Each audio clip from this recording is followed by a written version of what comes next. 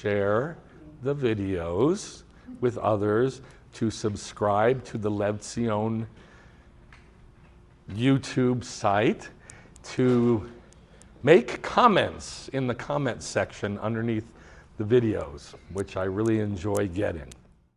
So I know that during this time it's hard. During the county of Omer it's hard, and right now that's very good to pray for the congregation because it's a dangerous time.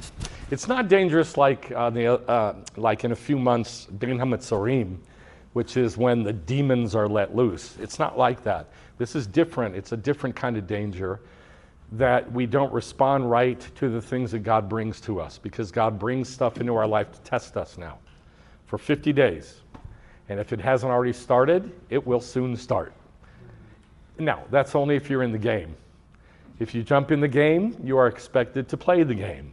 You are expected to play by the rules of the game, right? Yes? And if you jump in the game, you have to be trained to play the game. And you have to lose. Right? When you're playing the game, you got to lose. If you don't lose, you don't get better. Right? You can't win and win and win and win all the time. You just can't. You have to lose. You have to come up against somebody who's better than you so that you get better. I mean, if you just won every game you ever played, you never get any better because you'd be the best. And I got news for you. You ain't, and I ain't the best. We're just not. So we have to lose. So what God does during these 50 days is he refines us. And it's like, I have to say with a caveat, it's only, number one, if we want it, because you can refuse it. You can say, no, I don't want that. And more than likely, you'll just go back to the way you were, and God won't bring tests to you because you said, I don't want it. Because, there's 150 quadrillion believers out there who don't. They just want to have a good life, and they just want to enjoy, and that's the end of the game. Then they go to heaven, and they were all done. But that's not reality. Reality is God is real, and God is real in our lives, and he gets involved in our lives. And the way he gets involved in lives is one way and one way only, Judaism. That's the only way, because he's set up an entire, I'm going to stick with the metaphor of a game. He's created an entire field. He's created the rules of the game. He chose sides, and he says, now, play according to my rules. And some people do and some people don't. So this time is a tough time if you choose to play the game. So, it's good to have somebody to help you, like a coach, to say, don't do that. That's stupid. You're going to get hurt. Or, you can't do that. This is how you do that. Or, that was really good. Now try this. That's what a coach does, yes? So just look at me like a coach. That's what a rabbi is, just like a coach. And I know a little bit more about the rules of the game, so I can coach a little bit. That's all. Does that make sense? Yes. I'm playing the game too. I have to fail too. I go through all the same nonsense that everybody else does. It's just that I've been at it a while. So what we're going to talk about is this counting, the time of the counting of the Omer. But the name of the teaching is a perfect time. A perfect time. Or I don't know how to say this in English, because in Hebrew it's easy, but it's a perfect time, a perfecting time. It's the same thing in Hebrew, tamim, perfect or perfecting. So you can't say it the same in English. It's spelled the same, perfect and perfect, but it's not pronounced the same, right? Perfect, you're perfect. You're perfecting. See the difference? So one, you've made it, and one, you're trying to make it. Striving. So it's both. It's how to create 7 perfect weeks in our life, and the only way to do that is to be perfected. Does that make sense? Yes. So that's what we're going to talk about. So in Leviticus 23 is the Torah portion, not for this week. So we're leaving the Torah portion. Acher Emot is the Torah portion, the death of the sons of Aaron, Leviticus 16. We're not even going to look at it. I haven't done this in years where I just completely leave the Torah portion, but I'm doing it today. And I'll probably do it for the next few weeks because we need to learn how to harness the power. People like that phrase, right? How to harness the power. I've never used that phrase in my life. How to harness the power of counting the Omer. I've never used that phrase, how to harness. It sounds ridiculous. But really, that's what it is. There is a power for us in knowing how to play the rules of the game. How to play the game by the rules of the game. Listen to what I'm saying. Most people don't play by the rules of the game. They just don't. They just do what they want. I'm living for God. Well, how are you living for God? I'm doing this and this and this and this. Well, where's that in Judaism? Not in the Bible, in Judaism. Because everybody interprets the Bible how they want to interpret the Bible. Everybody, including me and including you. Everybody interprets the Bible the way they want to.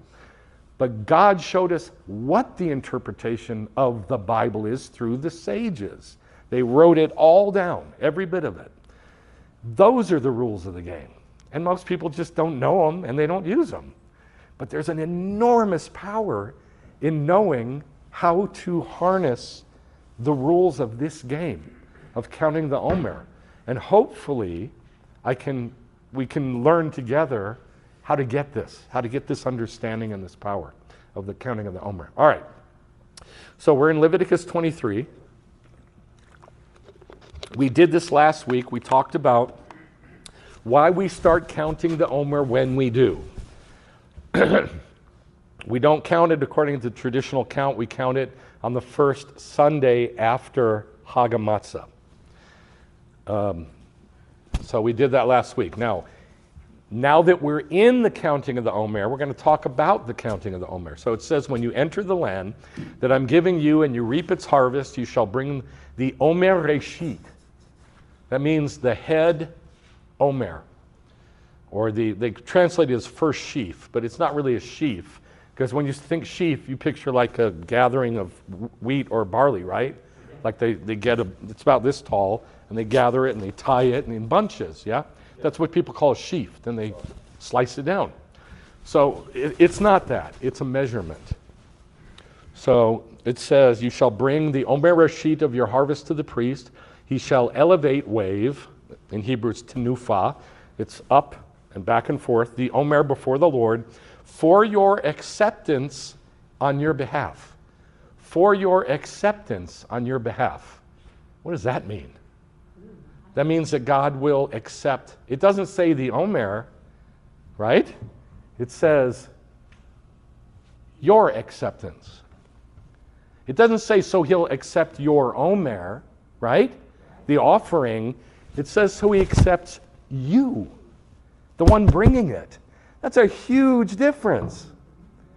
Let me explain what that means in English, okay? Instead of, religion talk. What that means is you do all kinds of stuff and then you go, oh God, he likes me because I did it. Or you go, I'm doing this thing for God. I'm doing it for God. Here, God, I'm doing it for you. And God goes, ooh, I like that thing that you did. They're two totally different things. Either he likes you or he likes the thing. Most people go, ooh, I did this thing so he likes me. No, because it's not according to the rules of the game. So if you do it by the rules of the game, and this is the rules of the game, that during the counting of the Omer, you bring your first Omer, whatever that is, so that you will be accepted. Does that make sense? And this is really important. I mean, it doesn't mean he's going to reject you if you don't, because that's like too far the other direction. But it does mean that he'll accept you if you do it. That's what it says. Does that make sense? Okay. And by the way, all the rabbis agree with that. That's why I'm saying it. The priest shall elevate, wave it from the day after the Sabbath, mimacharat hashabbat, and you shall count to yourself. You shall count to yourself. It's personal. The counting of the Omer is personal. Yes? Yes. Yeah, you can do it congregationally, but more than congregationally, it's for you yourself. We count it to us. So that means something's going to happen to you. During this time, something's going to happen to us. Right? Because you're counting it to you. And that's what it says in Hebrew. Usfartem lachem, to you, to y'all, is what it says. To y'all, plural. From the day after the Sabbath, from the day you bring the Omer as a wave offering. 7 weeks, Sheva Shabbatot. Now it translates it complete. Complete is not this word. Complete is shalem. That's how you say complete in Hebrew. And throughout the Bible, it's translated complete, shalem. This is not shalem. This is a different word. It's tamim. And it literally means perfect. Perfect. So these 7 weeks are supposed to be perfect. They shall be. Temimot tiyena. Temimot tiyena. Perfect they shall be. Perfect. Now, there's one guy in the Bible, there's only one guy in the Bible that God says of him, he's an ish tam, a perfect man. Who is it? Job. Who? Job. What'd you say? Moshe. Moshe? Did you say Jacob? Or what? Job. Becca's correct. Jacob. He's the only guy in the whole Bible that says, God says he's an ish tam, a perfect man. He was a liar. He was a thief. Wasn't he? He was a cheat. He was conniving and slimy, right? He's an ish tam, perfect man. He was a perfect man. That's what God called him. And he called him that from the womb. And he called his brother, his twin brother, Esau, from the womb, a man of the world. An ish sadeh, a man of the field, a man of the world.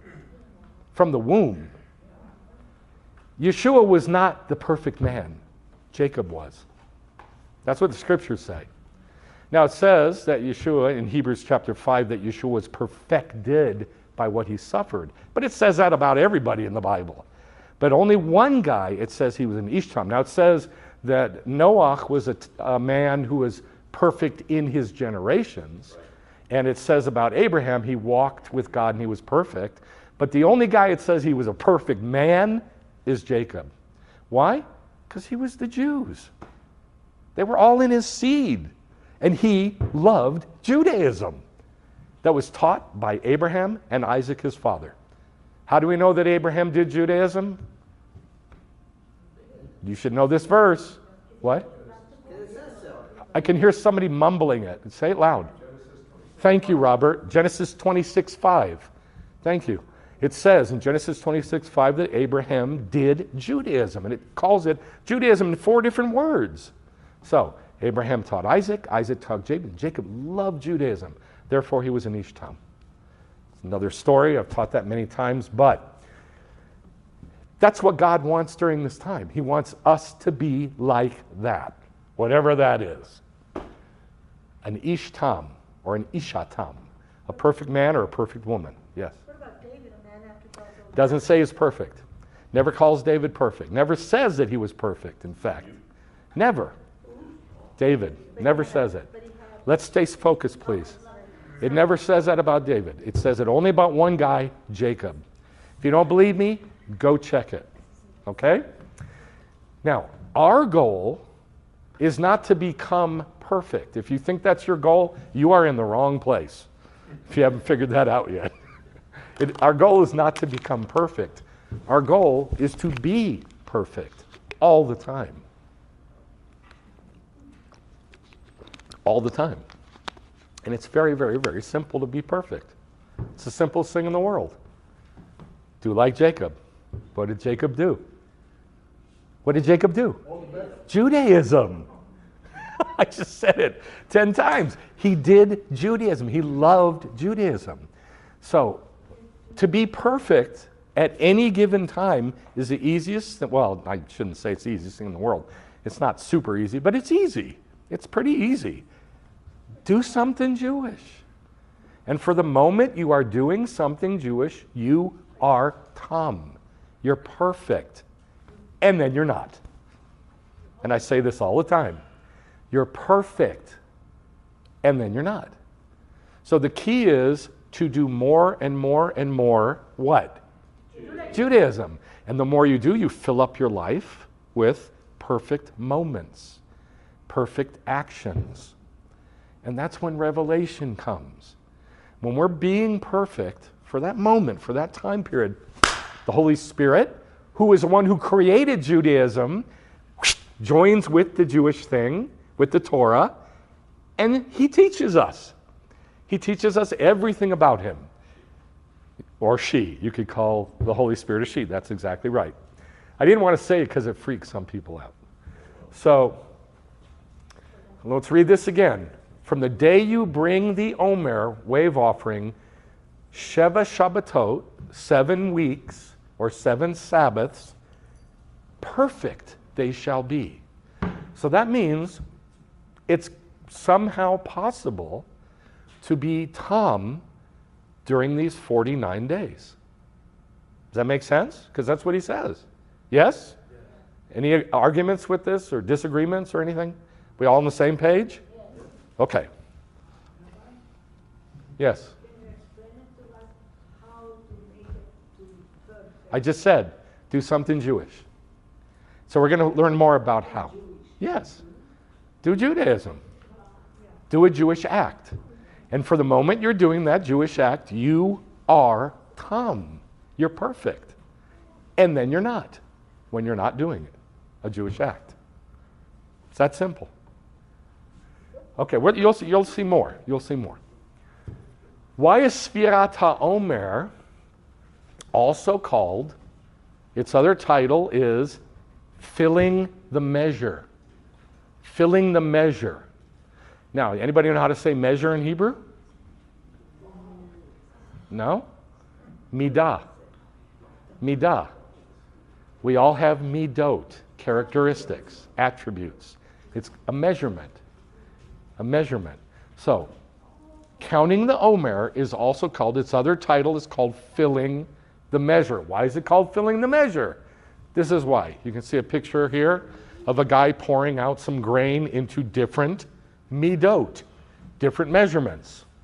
What do we got here? We got a kab, an omer, a seah, and an ephah. The omer is the one we're looking at. It's the one that's highlighted in blue. It's 2.2 liters. Okay, 2.2 liters. What this says, 2 dry quarts. Dry. Now remember, it said the way it's translated is bring your first sheaf. It's not a sheaf. It's that measurement of grain. And it has to be filled into a vessel. That's why it's called filling the measure. Does that make sense? Yes? Yes or no? Yes. Okay. Yes. Did they say sheaf because if you take all the grains off of a sheaf, that's how much you'll get? No, you don't get that much. It's just they translate it sheaf because it's sheaves that are being brought to the temple that the Omer comes from. But they just decided to translate it sheaf. And by the way, the Jews don't. The Jews don't translate it sheaf. Okay. So you shall bring the Omer sheet of your harvest to the priest, elevate tenufah, the Omer, before the Lord for your acceptance on your behalf. The priest shall wave or elevate it from the day after the Shabbat, mimacharat HaShabbat. So it's a dry measure. It's called filling the measure. And here's how the tenufah is done. It's rocked back and forth, and it's, well, actually, I think up and down is done first, and then back and forth is done second.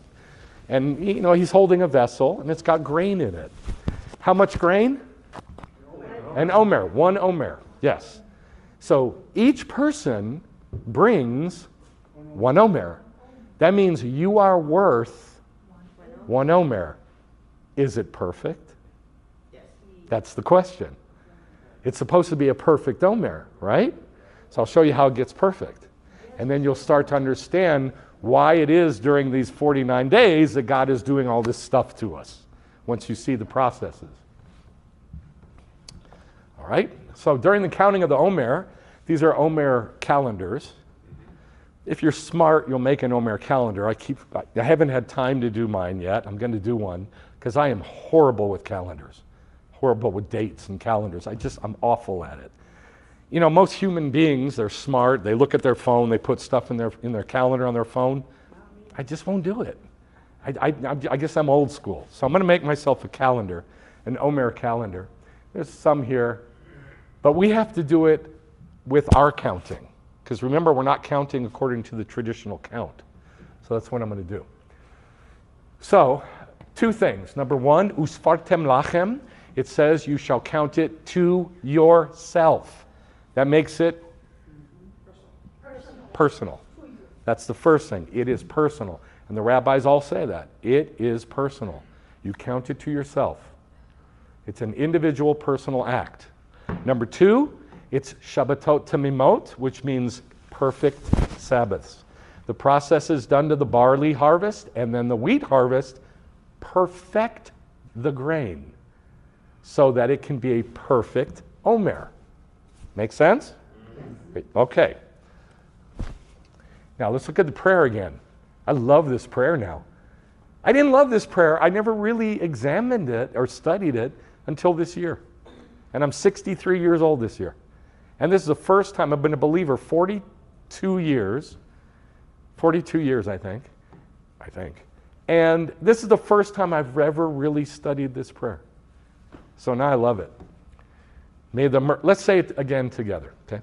May the merciful one restore to us the service of the temple, the Beit HaMikdash to its place, speedily in our days. Amen. Master of the universe, you have established for us, through Moshe your servant, to count the Omer, in order to purify us from our evil and uncleanness. As you have written in your Torah, you shall count to yourselves, so that the souls of your people Israel would be cleansed from their defilement. So may it be your will, Lord our God, in the merit of the Sfirat HaOmer that I count today, that the blemish that I've caused in both the worlds below and the worlds above be restored. Don't even try to figure out that last line, please. Just don't worry about it. Unless you understand it, don't even think about it. I love it because I understand a little bit. Don't worry. Worry about the other parts, okay? Because this is the first time you've thought about it, seen it, all right? So focus on the main subject. The whole purpose of counting in the Omer is in order to purify us from our defilement. Our souls, our soul, not our spirit. Why not our spirit? It's already perfect. Mm-hmm. That's what Yeshua did. Yeshua made our spirit perfect. He lit that candle, baby. Yeah? So now your candle's lit, your spirit is perfect. That does nothing to your brain. It does nothing to your emotions. It does nothing to your understanding. It does nothing to how pretty or ugly you are. It does nothing. Only thing that's going to change that is one thing and one thing only. Judaism. That's why God gave Judaism, to change our soul. Our spirit, I gave this analogy. I love this analogy now. I gave this analogy at the Bible study on Thursday nights a few weeks ago. Bringing people to Yeshua, all that is like the admissions office in a university. And everybody's hanging out in the admissions office going, oh my God, look at the walls. Look at, oh, this place is so gorgeous. Okay, somebody is stupid like me goes, can I go to class now? Why don't you go talk to another one of the admissions officers? I've already done everything. I'm in. I got it. Can I go to class now? Look, there's a few more guys I'd like you to talk to here in the office. And they just go from admissions officer to admissions officer and they never start class. In most believers, they never get into the class. Why? Because the class is Judaism. And there's all these hundreds of thousands of teachers, the sages and the rabbis, waiting for somebody to show up for the class. And people won't show up. So I'm going to class, baby. So, it touches our soul, just our soul, our brain, our mind, our will, our emotions, how we think, our sense of humor, the things that we do inside our heart.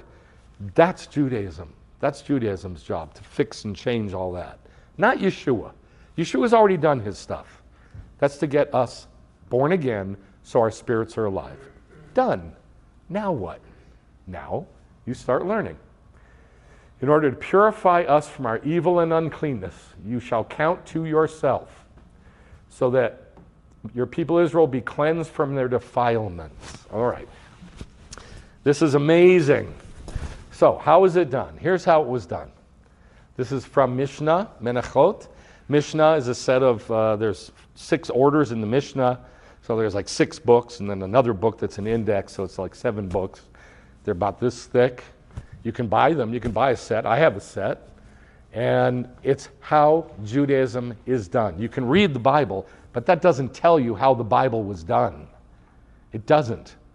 Like it says, you shall put a thread of blue in your tzitzit. What blue? You know how many blues there are? Anybody know how many blues there are? Not many. Do you know how? Anybody know? 50. There's good guess. 475. 1,027. Unlimited. I don't know. No, it's not unlimited. Over 50,000. Oh my. Over 50,000 blues. 50,000? Yes. And that's scientific, because you can do from 0 to 100% of the values, and you can do from 0 to 100% of all the shades or values of color you put in. So there's over, actually it's a little over, 50,000. But it has to be this color. Who says? It didn't even say it has to be knotted, does it? What, don't, please, In the Torah. please, I'm talking about the color. It has to be this blue. Right? Who says? The light. Who says it has to be this blue? I thought it was the Torah. It's not in the Torah. It's in the Mishnah. Like, it'll tell you the word techelet. That's all it says in the Torah. That's it. It just says one word, techelet. Who says that's this blue? It could be that blue, or this blue, or that blue, or that blue, or that blue, or that blue, or that blue. Who says it's this one? The Mishnah. Make sense?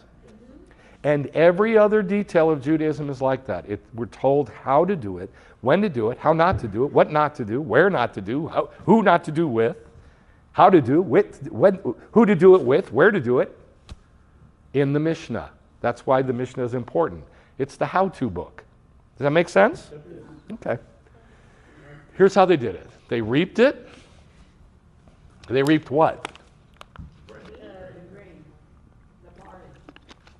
The sheaves.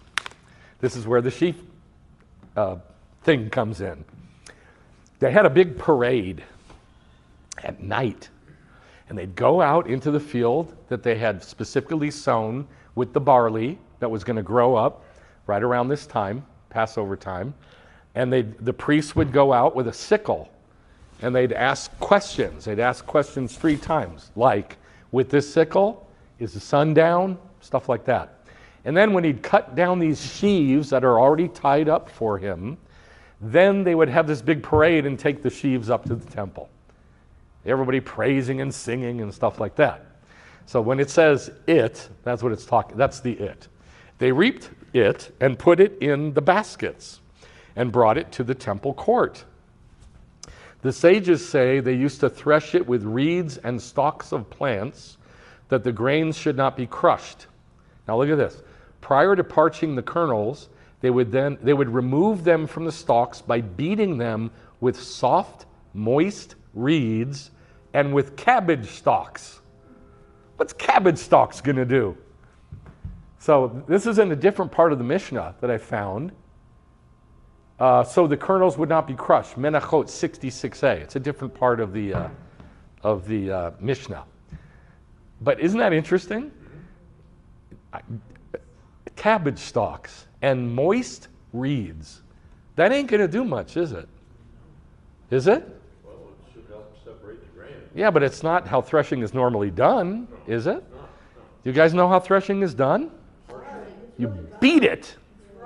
You'd either have oxen walk over it, or oxen pulling a threshing sledge, these big giant wooden things that the guy would ride on, and he'd, whip the oxen and they'd ride these things over the grain, or they would beat it with clubs, or they'd beat it with paddles, like a piece of wood attached to another rod with a rope or a chain or something, and it's called a flail, and they would flail it, literally beat it hard.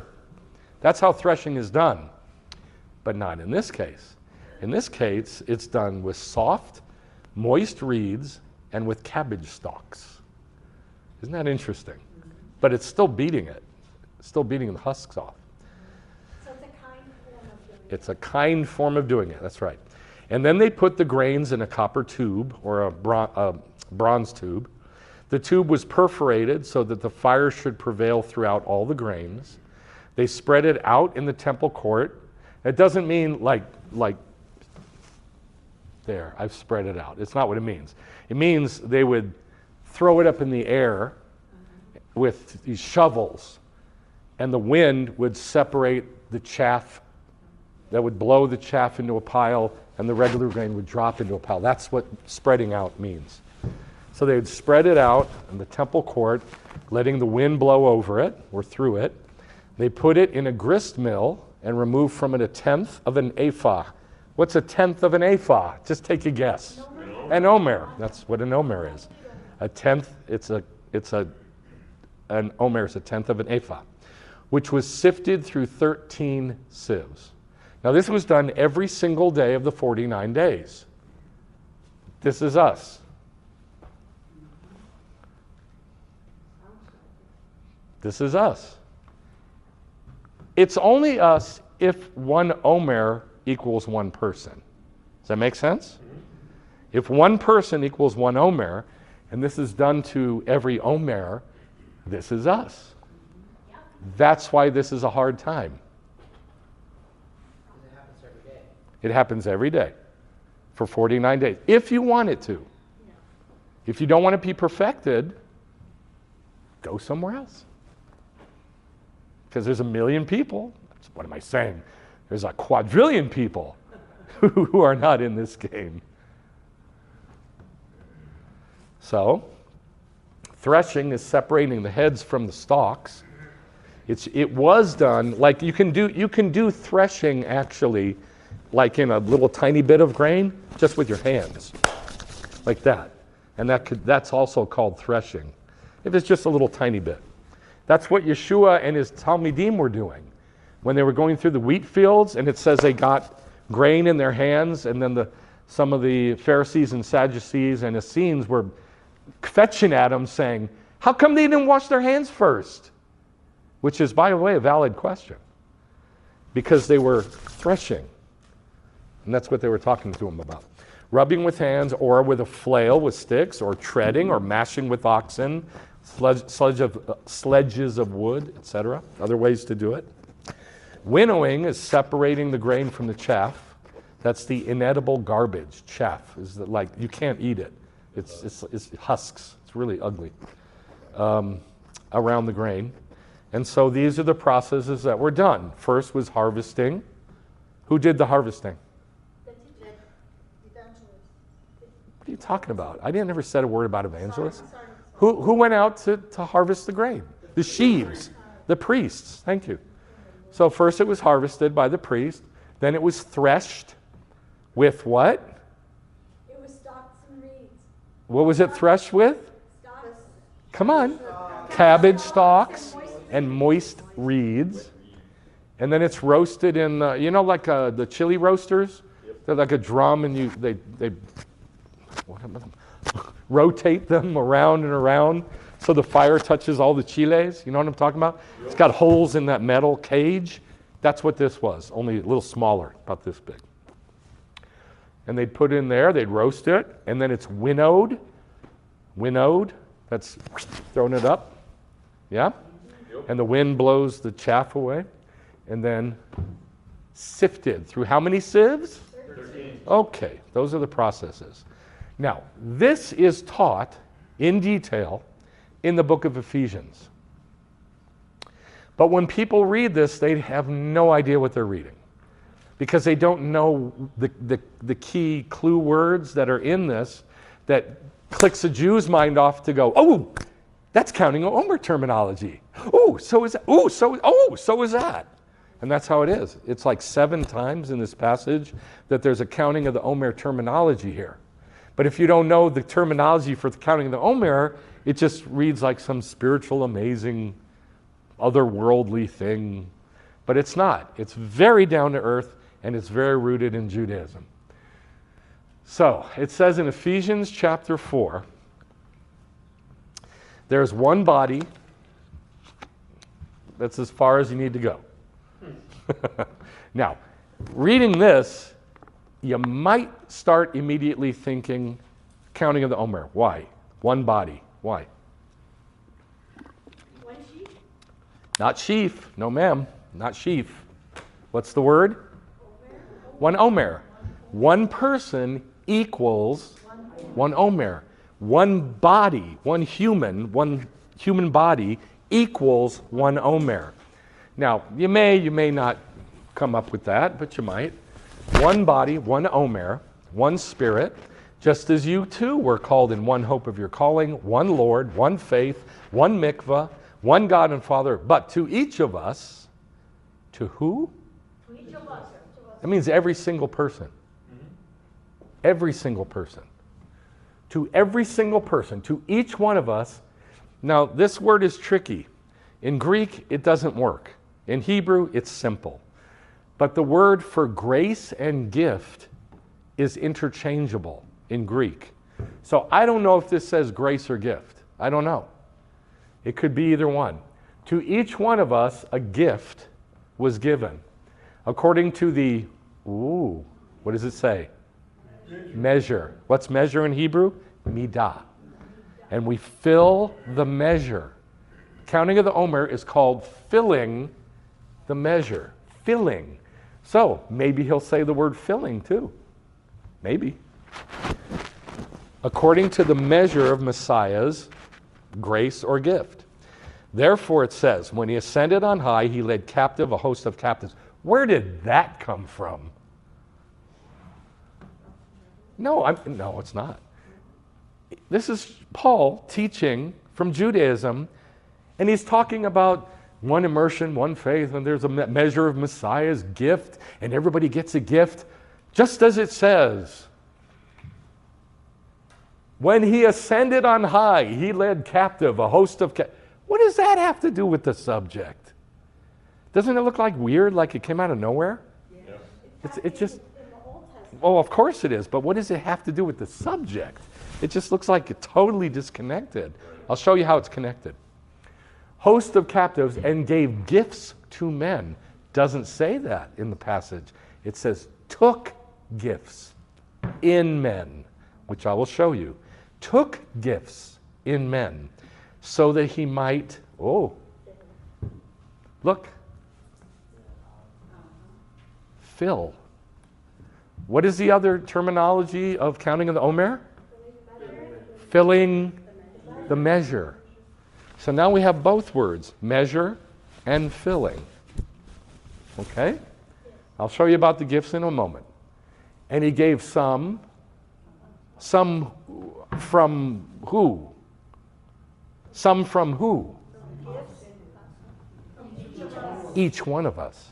So from, like he gave to every single person, and among every single person, some of them he gave to be shlichot, apostles, neviim, prophets, mevaseret, evangelists, roim, pastors, and morim, teachers, for the equipping of the holy ones to the building up of the body of Messiah until we all attain.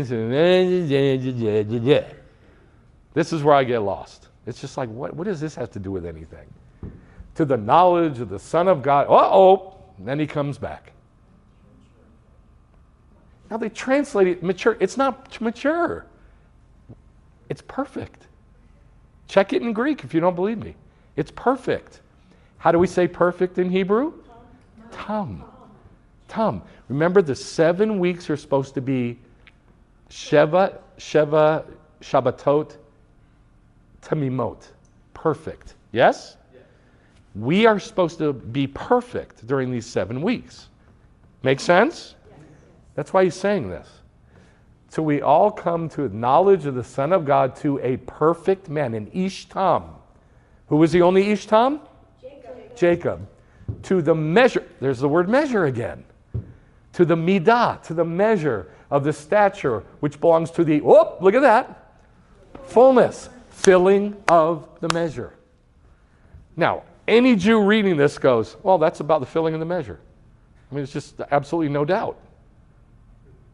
So, now let me show you why this part here, which makes no sense whatsoever, and just like it says, he who ascended is he who descended, and he gave gifts to men. What does that have to do with anything? I'll show you. It's very, very important. Here's what it has to do with it. Here's what he's quoting. You have ascended on high. You have led captivity captive. You have received gifts in men.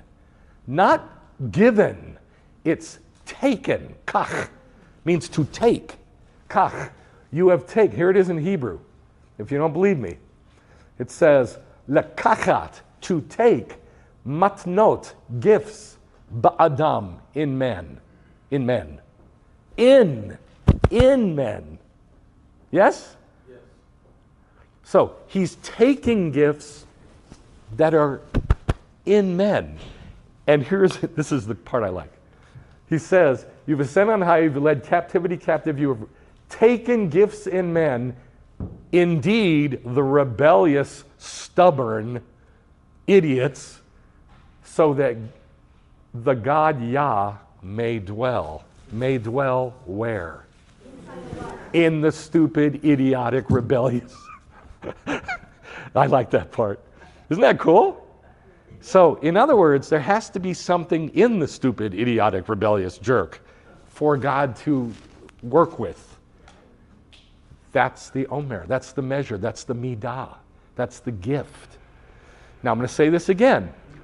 Everybody has midot, measurements. Now, it's literally measurements, but we translate it attributes. Now, you may think lust is a bad thing. Well, who made lust? God. It's a midah. You may think arrogance is a bad thing. Who made arrogance? God. It's a midah. All of our attributes are midot. The problem is we might have too much of one and too little of another. And the whole purpose of counting of the Omer is to try, and I mean try, to get them in balance. Like I know I have too much anger. Kas is what it is in Hebrew. The midah of anger. I know I do, and I'm working on it. And God continually brings stuff up, and during this time, I mean, I'm telling you, the day the counting of the Omer started, bam! All this stuff to make me deal with anger over and over and over and over every day, all day. So I know it's there. I know I'm dealing with it. I know I'm conscious of it.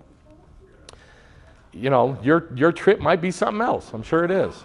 So you have to be conscious of your midot, your measurements, your attributes, in order for God to change your measurements, your attributes. Does that make sense? Yes. Can I just share something? This week I've been studying Kaf, the actual letter Kaf, and the Kaf bends. It's a curve. It bends. And what we're trying to do is bend our will to God's will, and that goes along perfect with this time. And it says, like, if we have a problem with our ego, we have to bend it so that it is balanced. That's right. Yeah, ego, you know, they call it ego, but in Hebrew, it's pride. It's arrogance. That's how you say it in Hebrew, arrogance. Just straight up arrogance. Isn't that a trip? But in our culture, we call it ego, so we can make it not sound so bad. But yeah, we got to bend it. We have to, God's not going to bend our attributes. We have to bend our attributes. Does that make sense? He can't reach into us and make us somebody different. We do that. We do that.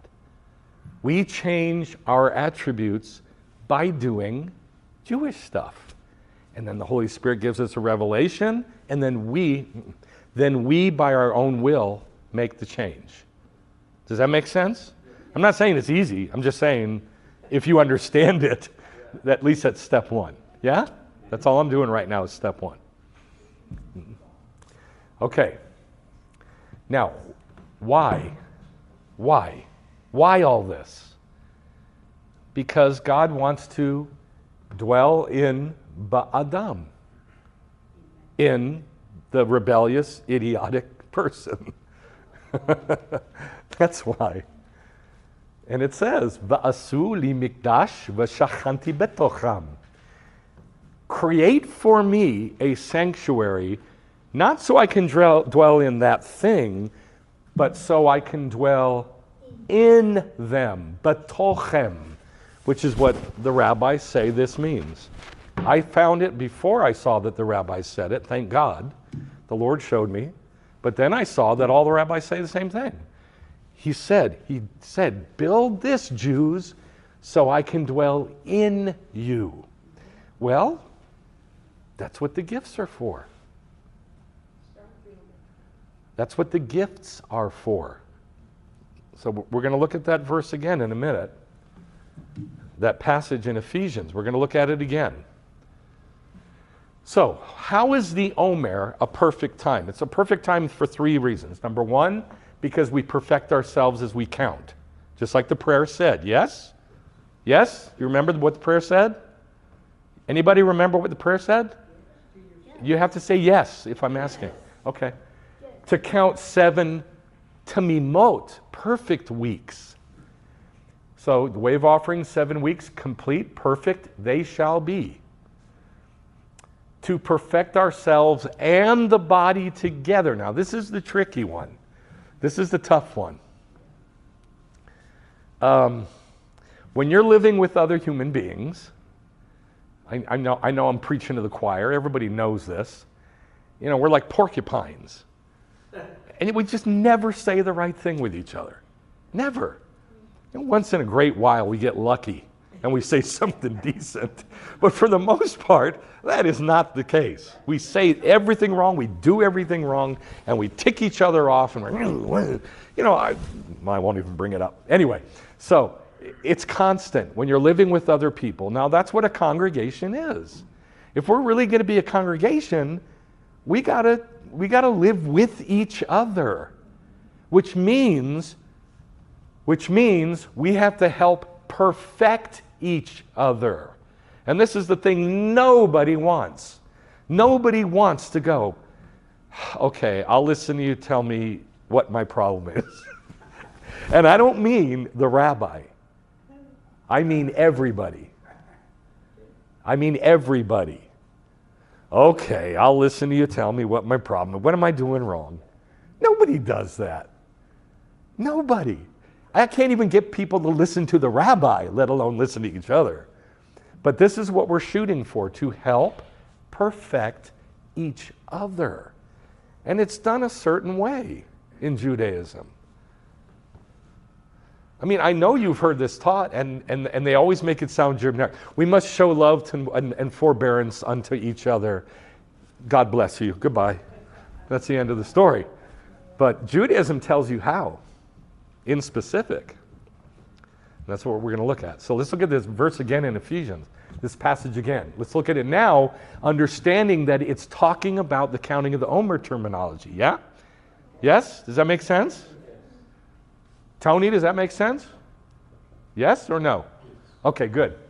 There's one body and one spirit, just as you also were called in one hope of your calling, one Lord, one emunah, one faith, one immersion, one mikvah, one God, one Father, but to each one of us a matan was given. Remember we saw that word?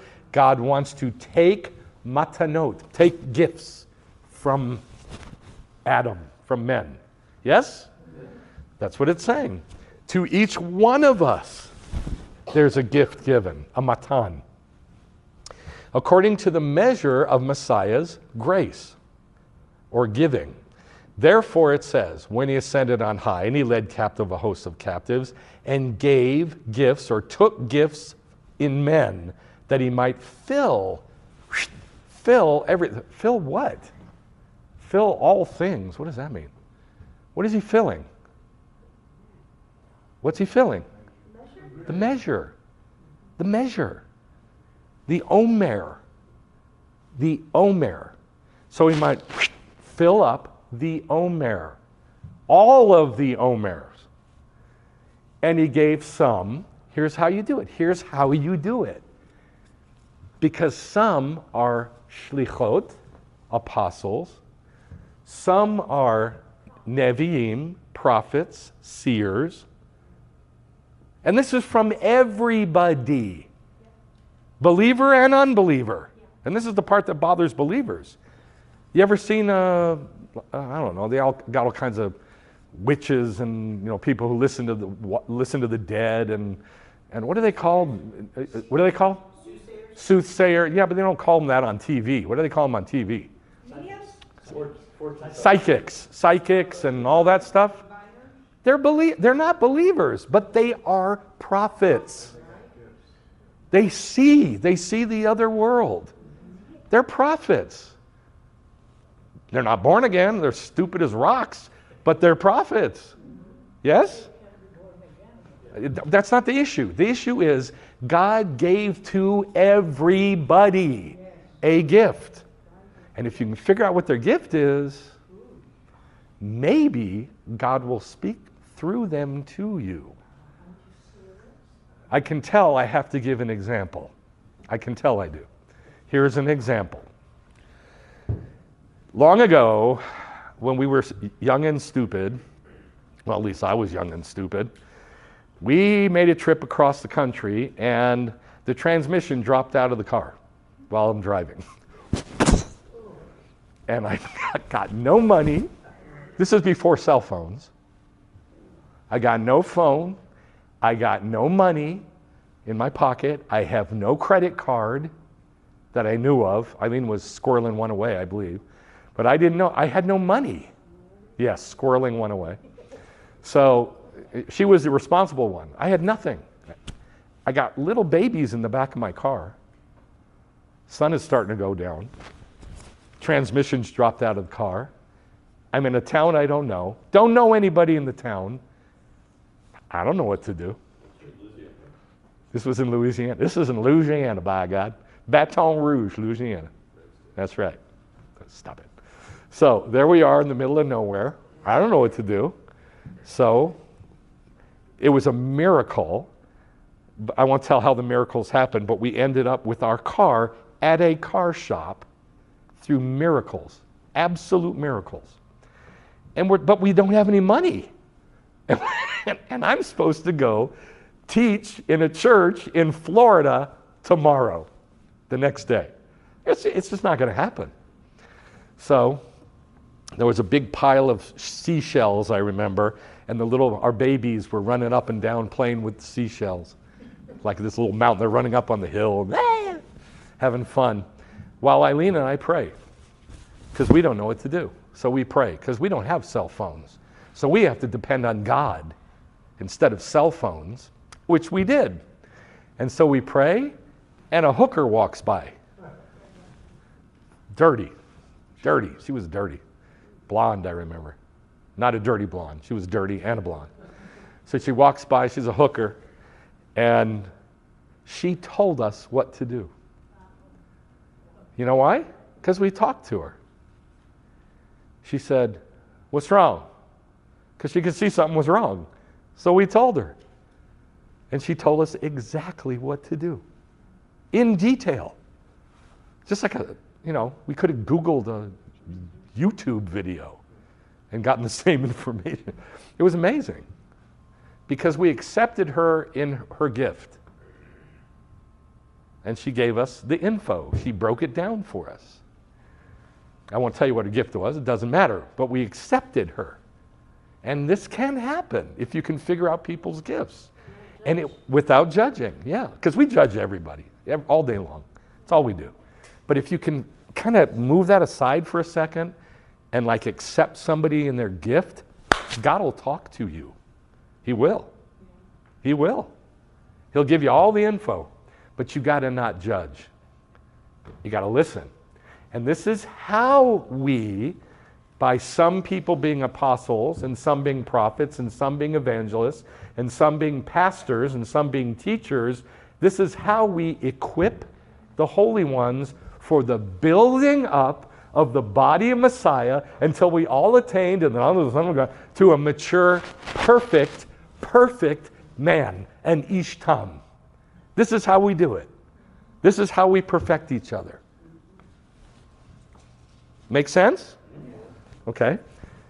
To the measure of the stature, which means the height, which belongs to the fullness of the perfection of Messiah. Pretty cool, right? Okay. Measure of the perfection of Messiah.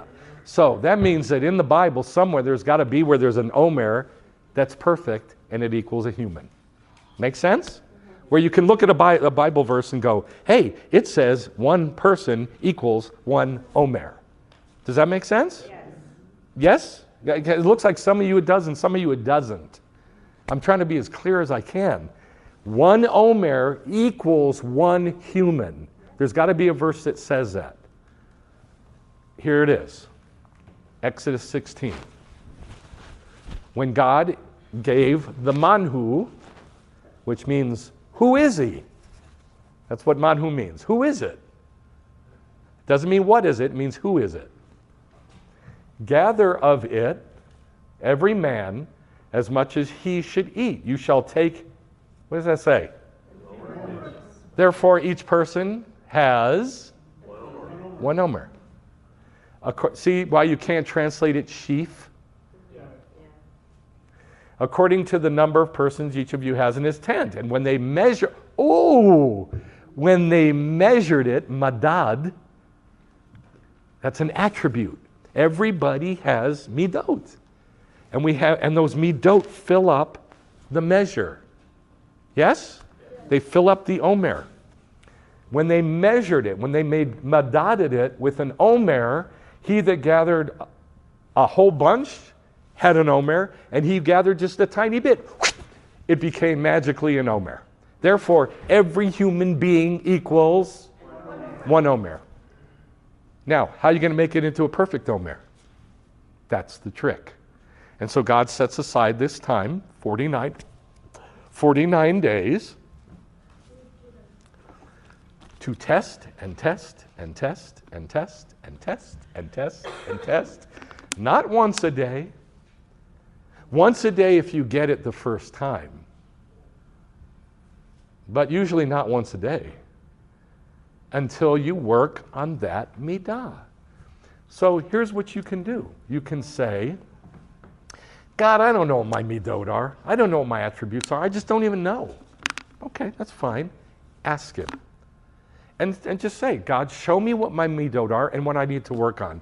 And then help me work on it. And he will bring stuff to help you work on it. Does that make sense? If you do know what your midot are, like I know what my problems are, I know what my measurements are, and I tell God, Lord, I know I need to work on kas, anger. I know I do. I know I need to work on the ge'avah, the pride, the arrogance. I know I do. So he brings stuff for me to work on it. And I know what I'm doing. I'm playing by the rules of the game. Makes it so much easier. Because what you usually see, and I'm not trying to put anybody down. I'm really not. This is not just a phrase. I don't want to put anybody down. I don't like lashon hara, evil speech at all. But you know what you have seen in your life. That when you get around believers, they don't say, hey guys, it's amazing. God is working on me with this. And it is hard. What they say is, will you please pray for me? Why? Well, I'm being attacked. You've heard this your whole life, haven't you? Yep. So have I.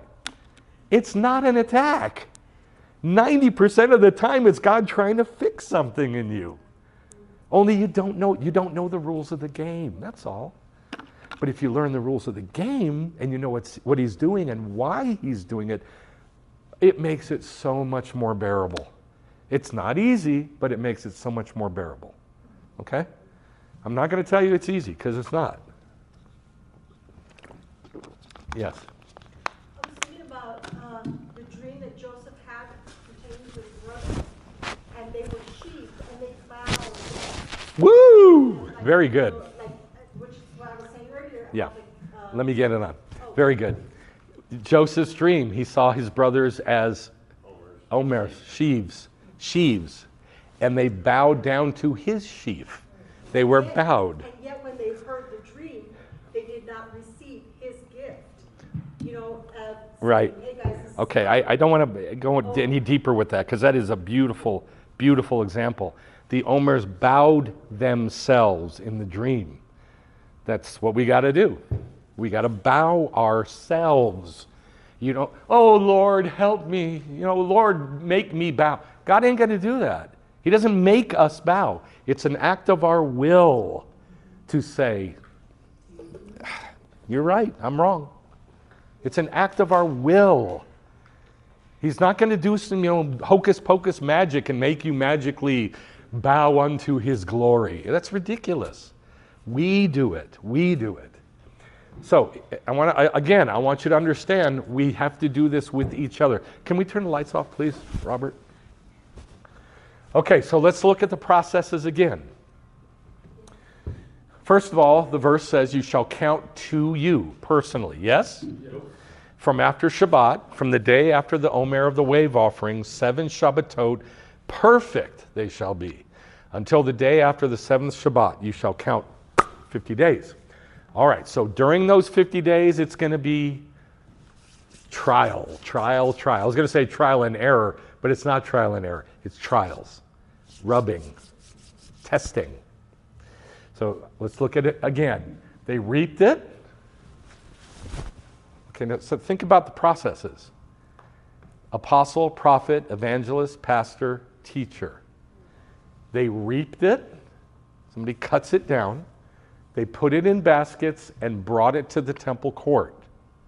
Somebody cuts it down, brings it in. Then the sages say they used to thresh it. Very first thing it's done, it's beaten, but gently, to take the initial husks off, so that the grains should not be crushed. That's the whole purpose. It's gently beaten so that you don't damage the grains, because the grains are what's going to go in that Omer. And then they put the grains in a copper or bronze tube. Don't picture a little tube, remember. Picture like a big, what are they called? Cage, basket. Was perforated so the fire should prevail throughout all the grains. They spread it out on the temple court with winnowing forks, so that and let the wind blow over it. They put it in a grist mill and removed from it 1/10 of an ephah. So now they got their Omer. Okay? And then after it's an Omer, it's 13 times refined through 13 sieves every day until that thing is perfect. Yes? Okay. So here's the order. Somebody reaps it. Now, an evangelist is not what you think an evangelist is. We get the concept of evangelist. Anybody know where we get it from? In the Bible? If you go to the New Testament, you're wrong. Nobody knows? Isaiah 40. It says, get yourself on a high mountain, Zion, Mevaseret, Tzion. Gospel bringer, Zion. And then it says, get up high, Mevaseret, Jerusalem, gospel bringer, Jerusalem. So in that verse, who's the gospel bringer? Zion, Jerusalem. So the gospel is Judaism. And the one who brings the gospel is the evangelist. Because he's bringing Judaism. He's bringing the grain, the sheaves, up to the house. What house? Where did it say they brought what house? The temple. The Jew house. Not the church. The Jewish house. And that's what the job of the Mevaseret is, to bring people into Judaism, into the body of Messiah. And then, 40, verse 9. And then It's threshed, but it's threshed weird. It's not threshed hard, it's threshed very gently. This is the pastor. Now, everybody thinks the pastor is like real, oh baby, oh, right? Let me help you. Let me meet with you. Let me be there for you. Yes, they're like that, but their job is to spank. That's what they do. They spank, only gently. In a very weird way. It was very, very hard to find a picture of somebody threshing gently. This is a woman, she's bending down, and she's just using it looks like a yellow baseball bat, those plastic baseball bats? That's what, wiffle bat, that's what it looks like. I had a hard time finding threshing that's not really violent. So that's the pastor. Then what happens to it? Roasted. Yeah, the prophet opens their mouth and fire comes out. Now, let me say this. Most people don't know what a prophet is. A prophet is not a mouthpiece. There are 3 words for prophet in Hebrew. Navi,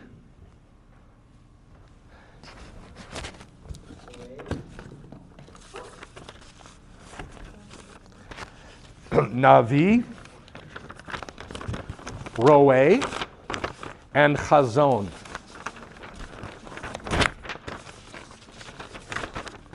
This is for you 3. I just happen to have those. You can write notes on there. Okay. The word is Navi, which means a seer. Don't worry about it. The second one is Roe, which means sight. Did you hear me? Both of them are about sight. And the third one is Chazon, which means singing revelation. A revelation that is sung. It's not about speaking, it's about seeing. A prophet is a seer, it's not a speaker. It's not a speaker. Only one of the words even has anything to do with speaking, and that's Navi, which is, it also has to do with speaking, but it's not about speaking, it's about seeing. So really, the prophet is a seer, not a speaker. In fact, that's their main problem, is they don't know how to speak. Prophets do not know how to speak. Why? Because they're in another world. They're in that other world. Right? Remember I told you about tarot card readers and what are they called? Psychics? They're in another world. They're there. And it's really hard for them to come back here where we are and speak human language to human beings. It's very difficult, isn't it? Very hard. I'm not a prophet, so I only know from prophets. So, well, you're not like Isaiah trying to describe all the stuff in his video. Right. Try to put those in words you'll understand. Right. In Isaiah 13, this is my favorite example. In Isaiah 13, he's talking about the day of the Lord. And he goes, oh, everybody's face is on fire. And there's men bent over in birth pangs and they're giving birth to a baby. That is so ridiculous. It's just so ridiculous. But he's freaking out because he sees it. He's there.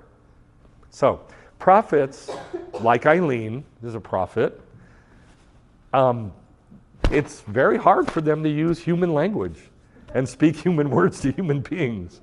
It's just hard because they spend most of their time in another world. And they have to learn how to communicate with other people. It's very difficult. All right, that's a little bit about the roaster, the prophet, our happy roasters. And then comes winnowing. What is winnowing? What are you doing with the grain when you're winnowing? Separating. That's it. The word separating. You throw that grain up in the air, right? And what happens? The wind separates the chaff from the good grain, right? And it drops into 2 piles. Yes, and there's passages in the New Testament that say, here you probably know it, don't be blown about by every what? Wind of doctrine. Doctrine is wind. So the wind comes by and blows the bad doctrine and separates the good doctrine. Now the only one who can do that effectively, if they're using their gift, is a teacher. The teachers are dangerous people. That's all I can say.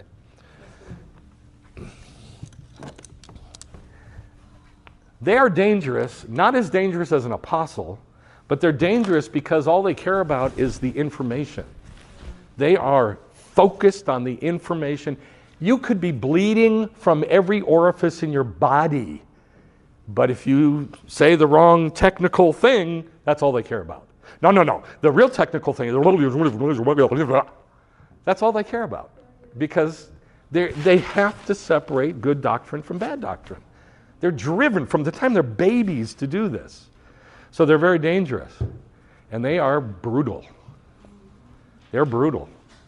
Because they don't care about us human beings. Now, I'm saying us, but when I get to the apostle, you're going to see why I'm saying what I'm saying. So the teacher cares about the information. They're what we call geeks.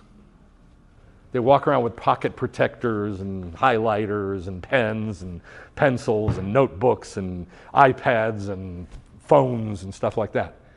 Because all they care about is the information. Facts don't care about feelings. Facts don't care about feelings. That's exactly right. Thank you, teacher. That's the truth. Yes, he's a teacher. Now, but let me tell you, it's so much better to know what your gift is, because then things become understandable why God is doing to you what God is doing to you. But if you don't know what your gift is, you're shadow boxing, you're flailing, you're just bleh. You don't know what you're doing. So the teacher has a magical ability to grab information from all these sources that have gone into his computer-like brain or her computer-like brain, and they cherry pick all the right stuff, slap it together, and you got beautiful, pure, clean doctrine. It's magical, and I've seen it happen. I've seen it happen about 5 or 6 times in my life, and it just blows me away. I can't do it because I'm not a teacher. Now, talking about magical abilities, the pastor has a super magic ability. They can feel human beings' feelings. They can feel other people's feelings, like from across a room. They don't even have to be in close proximity to them. They can feel they're called in our culture, they call them empaths. You ever heard, she's an empath. And they turn them into witches and stuff like that. They turn them into like these cultic figures, and they're called empaths because they're empathetic. They feel other people's feelings. It is a magical thing to watch. I cannot do it. I tried, I cannot do it. I feel nothing. I see nothing. I feel nothing. You'll see why in a minute. Not my thing. Rebecca's a pastor. Big G is a pastor. Robert is a pastor. And they have this magical ability to feel what you feel. And you can just you'll be walking up to them, you got this, you got everything figured out, you're packed together, you know what you're gonna think, you're gonna project through your eyes a certain thing, they look right through you, they can feel it. That you're falling apart. And they can feel it. And it's an amazing thing to feel and to watch. And it's extremely helpful to thresh people, to take off the initial husks. It's very helpful because they can do it in a nice way. Now, after it's winnowed, what happens to the grain after it's winnowed? What? No. Say it again. Thank you, teacher. It gets ground into flour. What's it called in Spanish, that thing that you grind? Molcajete. It's a cup that's made out of stone and then a pestle that's made out of stone. You grind. Okay, well, picture 2 big stones grinding. And this is called a grist mill. And it's just 2 big stones, and the top one rolls around the bottom one, and it grinds it into flour. That is not one of the gifts. That's God. Only God can do that. Only God can take grain and smash us into flour so that there can be an Omer of perfect flour. Yes? But it ain't perfect yet. What's that last one? The apostle. You've probably heard all kinds of crazy stuff about apostles. They're church planters or church builders, or they can do all the gifts. Or I've heard all kinds of crazy stuff about it. In Hebrew, it's real simple. Real simple. The Jewish principle of agency, which is shaliach, apostleship, the Jewish principle of agency says this: the agent is as the one who sent him. In other words, if I send you out to go do what I need to get done, you are me. That's what it means. If I send you out to go do a task, you are me.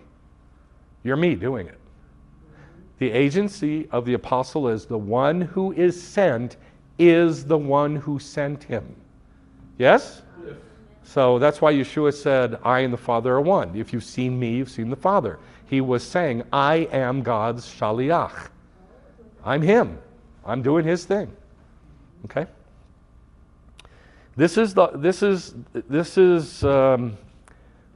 I'll just start from square one. I'm an apostle. I know I'm an apostle. I've been an apostle since I was 3 years old that I can remember. And what an apostle does is all the horrible, hard, stupid stuff. Because they can't feel anything. They don't feel anybody's feelings.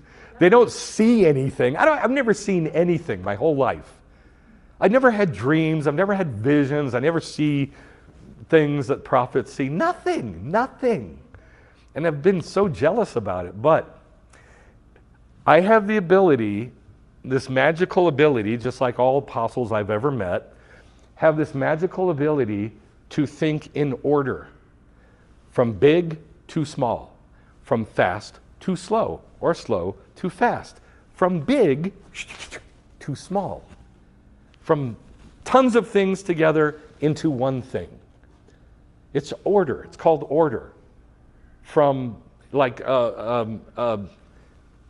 dimensions and space and, like measurements. To think in order, like in order of length and depth and time and things like that. Does that make sense? Yes. So, a shaliach means an arrow or a spear or to point to hit a target. And it just means get from point A to point B. That's what shaliach means. Get from point A to point B. So that's what we're good at. So can you see how this can cause problems? Yeah, because an apostle can get up just as much as they're very... Only the things I'm saying. Oh. Only the things I'm saying. Can you see why it's a problem to be with an apostle? Yes. Because they can't see anything.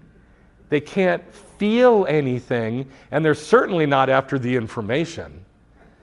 They're after getting from point A to point B. You people are going to get there or I'm going to die trying. That's an apostle. And you just run roughshod over everybody. Because I'm going to get you there if I have to kill you to do it. That's an apostle. Now, we never say that. Apostles never say that because then nobody would come. But that's what we feel. We feel, God, why aren't they coming? Why aren't they following? Let's go. Let's move. Yeah? Okay. It can cause a lot of problems. And when we had our first congregation, it did cause so many problems I can't even enumerate them. But now I'm older and wiser and I think I've got a handle on my gift better. So I know what I'm doing. Sometimes you guys think I don't know what I'm doing. I know what I'm doing. I have a very, very clear goal in sight. And that's all I see. That's all I see.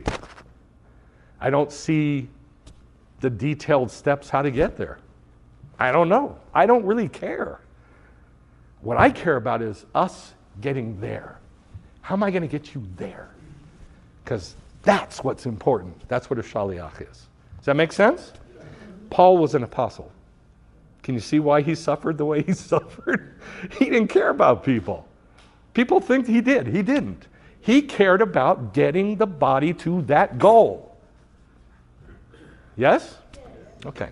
So that's how that works. Now, can you imagine all these working together? Everybody knowing what their gift is? It's hard. It's really, really tough. But this is what we need to shoot for. It's not good enough anymore, in my opinion. It's not good enough anymore for you to just sort of know what your gift is. You got to start using your gift. You've got to figure out what your gift is, number one, and then you got to start using it. Because if you use your gift, I'm going to show you next week, if you use your gift and you see somebody else using theirs, oh my God, you can do miracles. You can do amazing things, which I'll show you next week. So, this is what we're shooting for. Look at this again. You shall count for yourselves, to you, personal, 7 Shabbatot. Perfect they shall be. And how are they going to be perfect? Through those gifts. Harvesting, threshing, roasting, winnowing, and sifting. That's how it becomes perfect. Evangelist, pastor, prophet, teacher, apostle. That's how it becomes perfected. Yes? That's how it works. And by the way, I have seen it work. In our first congregation, we saw it work. We haven't seen it work in this congregation yet because I've never really taught it. I taught on the gifts back during COVID, but we were separated. Right? We were all separated. Now we're together, and I'm teaching about the gifts. Now we have to use it together. You see the difference? Okay. Now, there's a little difference you need to understand. It's between gifts and offices. So, you may prophesy in every church you've ever been in. Doesn't make you a prophet. There's 2 different words. There's matan, gift, and there's sarim, offices. So here's how it works. I know that little g is an apostle, a shaliach. And we're worshiping, and it's during a worship, we're worshiping and praising, and all of a sudden he says, God is saying this. And he says it loud. And everybody would normally go, oh, he's a prophet. No, he's an apostle. He's now acting in the office of a prophet. So it says in 1 Corinthians 12, and this is just one verse, there's a whole bunch, but I'm just going to give you one. There are varieties of matanot, gifts. How many gifts? 5. How many gifts? 5. Come on. But the same Spirit, and varieties of sarim, offices, and the same Lord. So I have to, at times, be a pastor. I have to. I have to function in that office. I hate it. I'm not going to lie to you. I absolutely abhor it, everything about it, because I'm horrible at it. I don't feel anything. If I could feel something, I could probably do a good job. But I hate it because I'm no good at it. So usually I'll have to have somebody else with me to act like a pastor, or do you know what I'm saying? To be in that office. Do you understand what I'm saying? I feel like I'm like you guys are like, okay, I'm done. Go away. Are you with me or not? Okay, come on, stay with me. We're almost done. So, I don't like doing it, but I have to do it. And I've done it decent on occasion, thank God. But I'm not good at it, and I don't even pretend to be good at it. Sometimes I have to be like an evangelist. I have to act in that office, and I've done it. Sometimes you will have to act in the office of a prophet or apostle,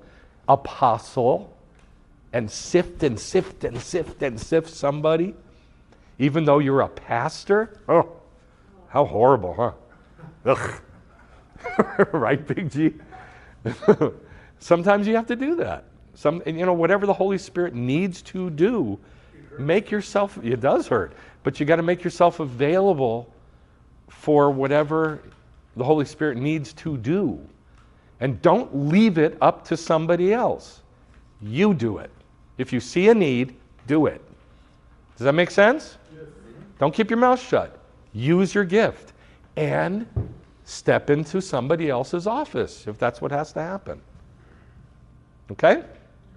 I've seen Davida, who is a prophet, act as a pastor.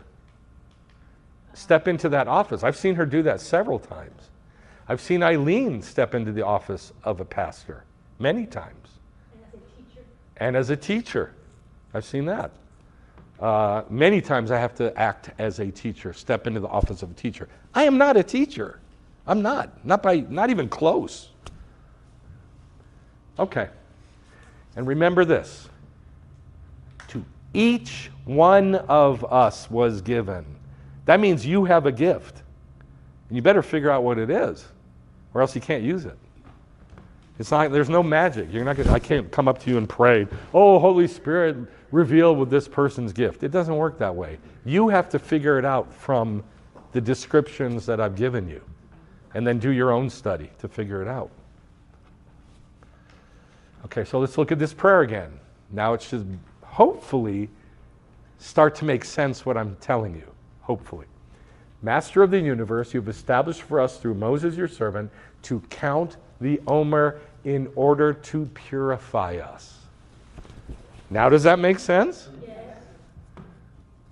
From our evil and uncleanness. And if you think you don't have that, you're in the wrong place.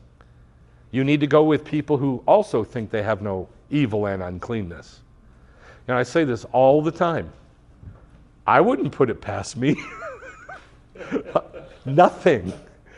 Rape, murder, strapping on what do they call a suicide bomber vest.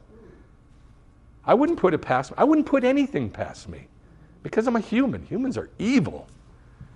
Our evil and uncleanness. As you have written in your Torah, you shall count to you, so that the souls of your people Israel would be cleansed from their defilement. Now, this is a really cool statement from the Zohar. This is amazing. And we learned the Jubilee after 7 times 7 years. Remember last week I taught you the inner suitability of the Jubilee and of the Shemitah year? Yes. And the counting of the Omer, the inner suitability is what? 7, right. That's its inner suitability for doing these refinements. As we learn, the Jubilee, 7 times 7 years, in which slaves go out to freedom, is united in this understanding. Those 50 years of the Jubilee and those 50 days of the counting of the Omer are united. They're the same. So what's this all about? Our freedom. Our freedom. Yes? Yes. So we're going to get free from all of our junk, at least some of it, during these 50 days, but only if we play by the rules of the game. Only if we submit to each other and let the other person's gift do whatever it needs to do. Beating gently or sifting or burning or whatever. Yeah? Whatever it is. Like I said, Yeshua makes our spirit perfect, makes our spirit alive, but Sfirat HaOmer is 7 weeks to refine our soul, our midot. So we have these 2 phrases in Judaism. I don't want to overwhelm you with Hebrew, but these are 2 phrases that we should know. Heshbon HaNefesh. Say Heshbon HaNefesh. Well, that means say it out loud with your mouth. Say Heshbon HaNefesh. Okay? That means examination of the soul, which we have to do during this time. And say Tikkun Hamidot. Tikkun Hamidot. That means repair of our character traits. Yeah? Our character traits, our midot. That's what this time is all about. Now we saw last week, this is the last slide. Yay! This is the last slide. And we saw that God has 7 spirits, and in order, they are Yehovah, Chochmah, Bina, Etzah, Gevurah, Da'at, and Yirat Yehovah. The Lord, wisdom, understanding, counsel, strength, knowledge, and fear of the Lord. Those are the 7 spirits of God. So why do you think there's 7? Because he gives 5 gifts to function during the 7 perfect weeks. Yeah? So that we can be refined. And I'm going to throw one last thing in. There are 7 gates. 7 gates. Now there's a huge, if you just look up Sfirat Omer on the internet, 95% of what you're going to find are about these gates. That Israel fell into 49 gates of impurity in Egypt, and so the counting of the Omer brings us up, so that we go through these 49 gates of purity, and then, woo, freedom. We come to Shavuot, and God shows up. And we're at the foot of Mount Sinai, gives us the Torah, okay? That's what you're going to find on the internet. Here's where it all starts. It all starts from this verse in, and I'll have it here, 1 Chronicles 29. We sang it. 1 Chronicles 29, that says the 7 gates. But each of the gates is 7 gates. So what's 7 times 7? 49. So there's really 49 gates. To you, O Lord, is the 1, greatness, 2, might, 3, honor, 4, splendor, 5, majesty, for everything in heaven and earth is yours, 6, the kingship, and 7, exalted and head over all. Where's my music?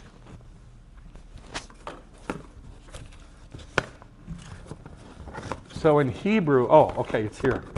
In Hebrew, Hagdula, Hagvura, Hatiferet, Hanetzach, Vehahod, Mamlecha, Hamitnaseh Hakol. Those are the 7 gates of purity. And look what it says at the beginning of the verse. It says, to you, or yours is. Either to you, or it's yours. Lecha. We don't know how to translate it. It could be to you is greatness, might, honor, etc. Or it could be yours is the greatness, the might, the honor, the splendor, etc. Does that make sense? So it could be yours is, or it could be yours is, that belongs to you, or it could be to you I'm giving these things. What does that mean? That means it could be in him or it could be in us. How can we give it to him unless we go, here, I'm giving you this, right? Does that make sense? Yes. So it could be his, or it could be that we're giving it to him. Does that remind you of any verses we've seen? No? Yeah. What? Which verse? What concept? Thank you. Thank you, Chris. He takes gifts in man, so he can dwell in us. Yes? He takes gifts in men. Does that make sense? So it could belong to him or it could belong to us. And we give it to him. Hagdula, Hagvura, Hatiferet, Hanetzach, Vehahod, Mamlecha, Hamitnaseh Hakol. 7 gates, and each gate is 7 gates. So how many gates? 49. That's what the counting of the Omer is for. For us to restore this stuff to us. Because we gave it up. We gave it up. And that's why I would say I wouldn't put it past me. We gave it up. You shall count 50 days, since there are surely 50 gates of wisdom, which is the concept of the revelation of the light of the Ein Sof, means the hidden light. Blessed be he. These are the 49 aspects which are hinted to in Chronicles 29. To you, O Lord, is greatness, etc., which are the 7 supernal traits. What is traits in Hebrew? Midot. The 7 heavenly midot. These are them. This is them. This is the 7 heavenly midot. With each one being composed of 7. Hence, there are 49. And the 50th gate, the most elevated gate, which includes all of them. That's Shavuot. Okay? So this is what we're shooting for. I want to sing this song again. Okay. Eileen, we're going to sing this song again. Because you need these words. You need to know them. Best way to learn Hebrew is by singing it. Look at it again. Hagdula, Hagvura, Hatiferet, Hanetzach, Vehahod, Mamlecha, Hamitnaseh Hakol. Can we turn the lights on? That's also what is basically the words that are spoken, the attributes that are spoken of in Kabbalah, correct? 100% of Kabbalah comes from this verse. This is the beginning. 100% of Kabbalah is about these 49 gates. That's what it's all about. So, I didn't really want to bring that up. What I want to do is I want to get us focused on us helping to refine one another. That's what's important.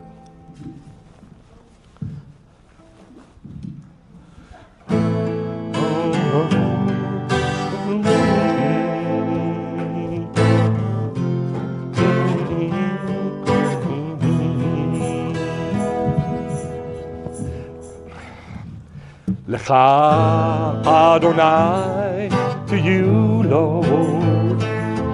Lecha Adonai, it's yours. Lecha Adonai, to you, Lord. Lecha Adonai, it's yours. Hagdula, Hagvura, Hatiferet HaNetzach, Vehahod Mamlecha, Mitnaseh Hakol. Hagdula, Hagvura, Hatiferet HaNetzach, Vehahod Mamlecha, Mitnaseh Hakol.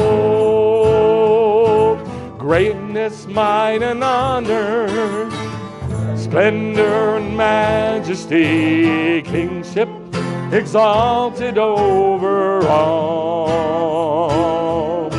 Not for man the palace made, but only for you, Lord, to dwell within your people, Israel. Greatness, might, and honor, sing it. Splendor and majesty, kingship exalted over all.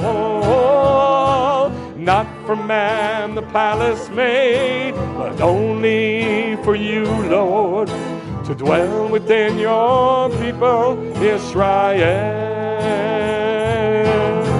Lecha Adonai, to you, Lord. Lecha Adonai, it's yours. Hagdula, Hagvura, Hatiferet HaNetzach, Vehahod Mamlecha, Mitnaseh Hakol.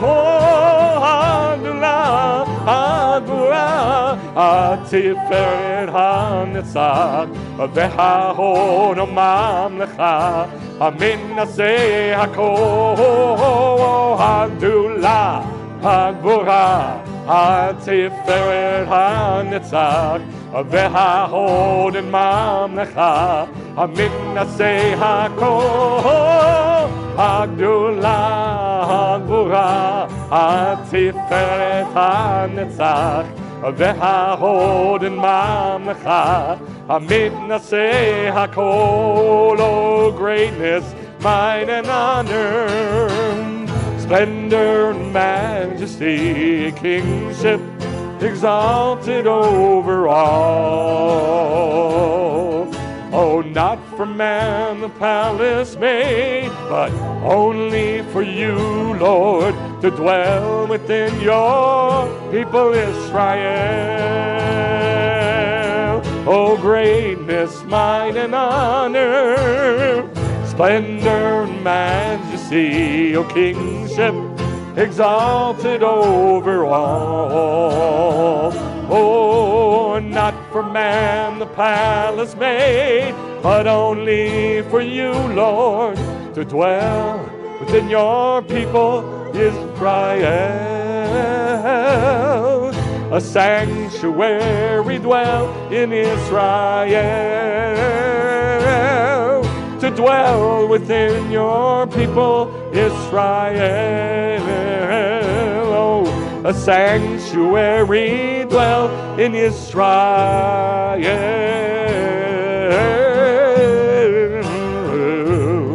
Oh, dwell in your people, oh Israel. Oh, dwell in your people, oh Israel. Shabbat Shalom.